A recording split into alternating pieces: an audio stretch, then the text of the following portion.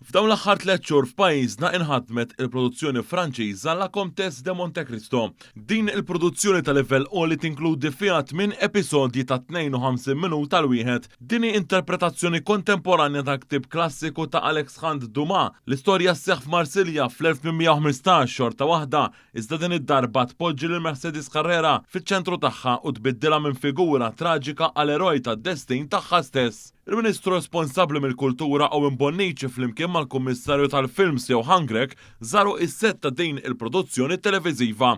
Hawn iltaqgħu mal-membri ewlenin tat-tim tal-produzzjoni inklużi il-produtturi, id-direttur u l-atturi.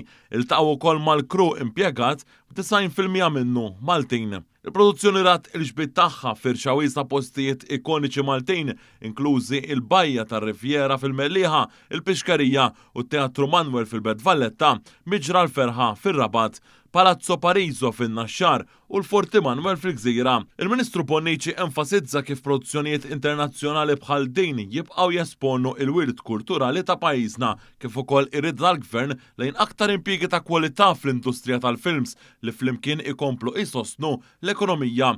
Il-Kummissarju tal-Films enfasizza kif din il-produzzjoni hija eżempju ieħor ta' kif l-industrija f'pajjiżna irnexxielha tiġi trasformata għal waħda li taħdem ta' kuljum b'aktar Maltin involuti direttament fiha sena sieħa.